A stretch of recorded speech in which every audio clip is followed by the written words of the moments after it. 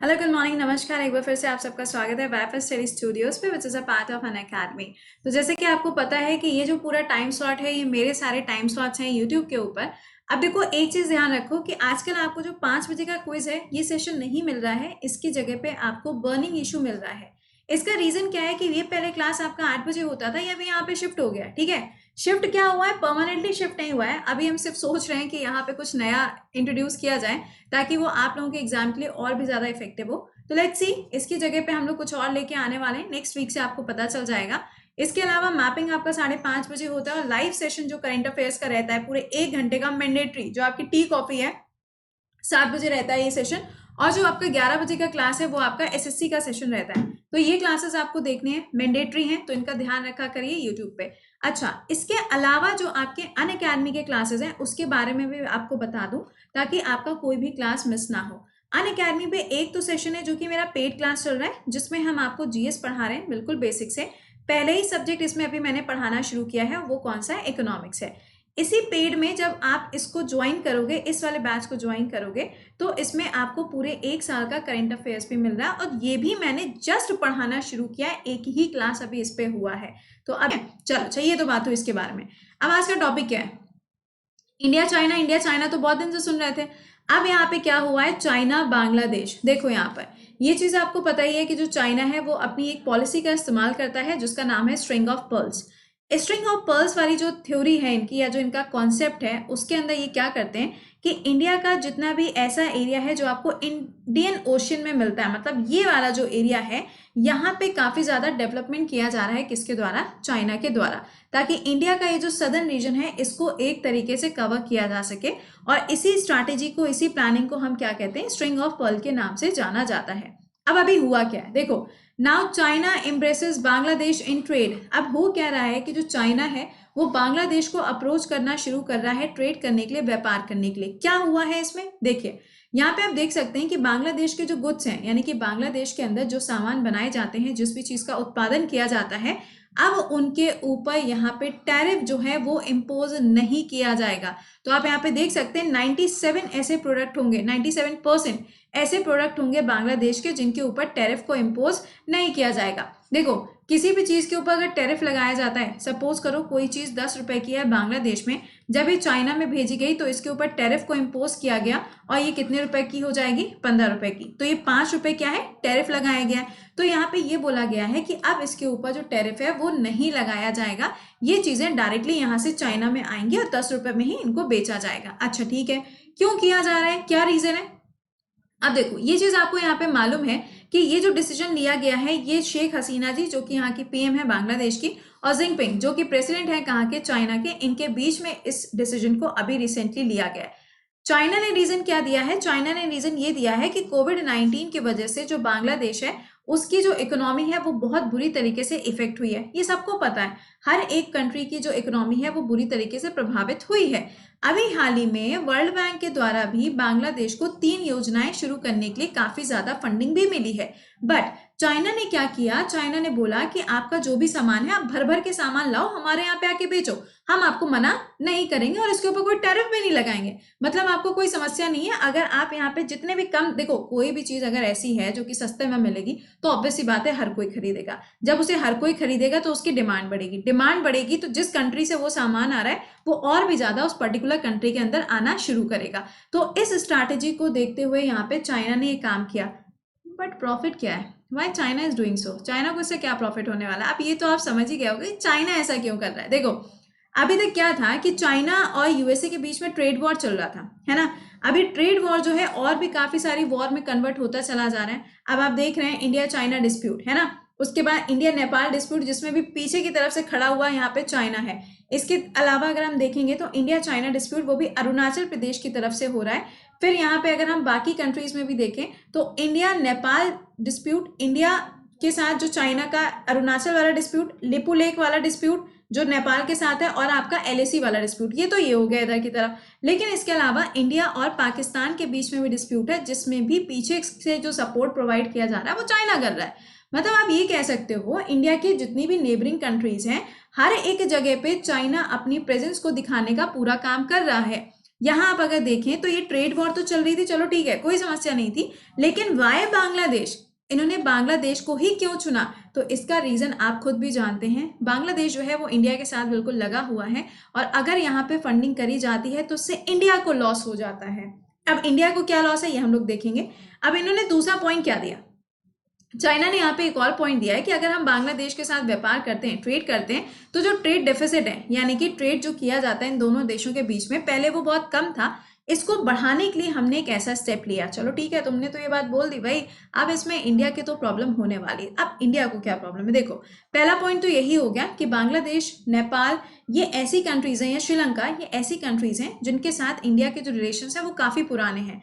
अब अगर कोई दूसरी कंट्री यहाँ पे आके इन नेबरिंग कंट्रीज में आके अपनी पावर का इस्तेमाल करेगी तो इंडिया कहाँ स्टैंड करेगा? इंडिया का तो कोई अस्तित्व ही नहीं रह जाएगा, इंडिया को तो कोई पूछेगा ही नहीं। और इंडिया अगर चीजों को सस्ते दामों पे बांग्लादेश में बेचना शुरू करेगी तो इंडिया का भी लॉस यहाँ पर होगा। तो इंडिया ऐसा भी नहीं कर सकती, क्योंकि अपनी इकोनॉमी को गिरा के दूसरे की इकोनॉमी थोड़ी नाम बढ़ा देंगे यहाँ पे। तो देखो, China's heavy investment in India's neighbouring state has increased it's dominance in the Indian ocean. इससे क्या होगा कि जो इंडियन ओशियन का हिस्सा है, जो हिंद महासागर का क्षेत्र है, वहां पे चाइना का जो डोमिनेंस है, चाइना की जो पावर है, वो धीरे धीरे करके और भी बढ़ती जाएगी।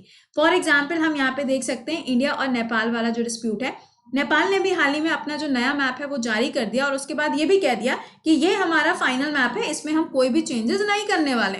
मतलब ठीक है, तुम चेंजेस नहीं करोगे, अभी कल को आके जब चाइना यहाँ पे जितना पैसा तुम्हारे ऊपर खर्चा कर रहा है, ये जो एक डेप्थ के लिए एक पूरा, एक आप कह सकते हो ना, एक ट्रैप, यानी कि एक जाल बिछा देता है, इस जाल से निकल पाना बहुत ज्यादा मुश्किल होता है। फॉर एग्जाम्पल, इस पे भी एग्जाम्पल आपको मिल जाएगा, श्रीलंका। श्रीलंका के अंदर मैंने आपको पढ़ाया था हम्बनटोटा पोर्ट, याद आया? हम्बनटोटा पोर्ट को इन्वेस्टमेंट करके चाइना ने डेवलप किया। अब इनसे बोला श्रीलंका से कि ऐसा भैया, तुम्हारे यहाँ सामान तुमने बना दिया, जरा पैसा भी दे दो। अब पैसा कौन देगा? तो चाइना ने कहा अगर हम इतने ही डेवलप्ड होते तो तुमसे क्यों बनवाते, सीधी सी बात है। तो यहाँ पे क्या हुआ, चाइना ने कहा चलो ठीक है, तुम पैसा मत दो, ये जो हम्बनटोटा पोर्ट है ये हमको दे दो 99 ईयर्स के लिए लीज पर। खरीद नहीं रहे तुमसे, सिर्फ लीज पर ले रहे हैं, 99 ईयर्स के बाद हम तुमको ये वापस कर देंगे। मतलब आप देख सकते हैं ये जो पूरा एरिया है यहाँ पे इन्वेस्टमेंट करेगा, और इन्वेस्टमेंट करने के बाद इस तरीके से यहाँ पे जो आपका डेब्ट ट्रैप है, ये जो यहाँ पे लोन दे के दूसरे देशों के ऊपर एक बर्डन क्रिएट कर रहा है चाइना, इससे क्या होगा, इंडिया के ऊपर इनको बहुत ज्यादा आसानी रहेगी कि इजिली यहाँ पे नजर रख सकता है। आपको मालूम है कि इस वाले रीजन में चाइना ऑलरेडी अपनी डोमिनेंस दिखा रहा है, और अब इस वाले रीजन में भी अपनी डोमिनेंस दिखाना शुरू कर रहे हैं। इंडिया को लॉस क्या हो सकता है? इंडिया ऑब्वियस सी बात है नेबरिंग कंट्रीज है, तो नेबरिंग कंट्रीज के साथ रिलेशंस को और बेहतर करने के लिए तो चीजें यहाँ पर करनी ही पड़ेंगी। अब नेक्स्ट पॉइंट देखो, India, China and Bangladesh. Bangladesh has benefited from India China rivalry. इससे प्रॉफिट किसको हो रहा है?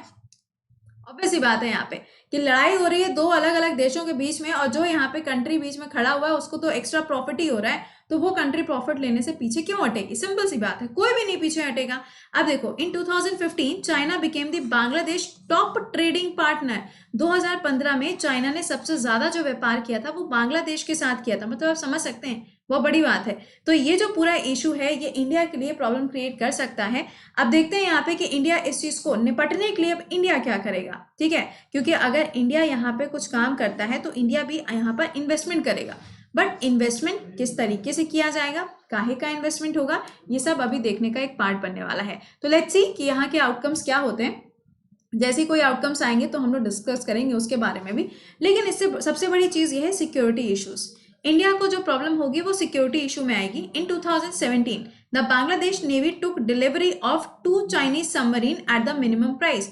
बांग्लादेश की जो नेवी है इसमें चाइना के द्वारा 2 सबमरीन भी दी गई हैं, और बहुत ही कम प्राइजेस पे। मतलब समझ रहे हो, चाइना जो है वो ट्रेड भी कर रहा है, मिलिट्री में भी एक्सपेंडिचर कर रहा है। अब इंडिया के लिए क्या करना है, या तो इंडिया यहाँ पे अपना जो ट्रेड डेफिसिट है उसको कम करे बांग्लादेश के साथ, ठीक है? दूसरा काम, इंडिया ये चीज भूल जाए कि हमको अपनी इकोनॉमी को ग्रो करना है, हमको ये देखना है कि इनको किस चीज की जरूरत है, हमें वो चीजें इनको प्रोवाइड करनी पड़ेंगी। ये बिल्कुल वैसे ही वाला है कि हमें अपने पड़ोसी को कैसे खुश रखना है, ये अब हमें सीखना होगा।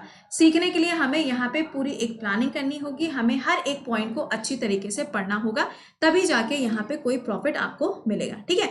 अब देखो यहाँ पर इंडिया बांग्लादेश रिलेशंस। इंडिया और बांग्लादेश की बात करोगे तो इन दोनों देशों के बीच में जो एक्सरसाइज होती है उसका नाम है संप्रीति एक्सरसाइज। रूपपुर नाम का जो न्यूक्लियर पावर प्लांट डेवलप किया जा रहा है बांग्लादेश के अंदर, वो इंडिया और रशिया मिलकर साथ में कर रहे हैं।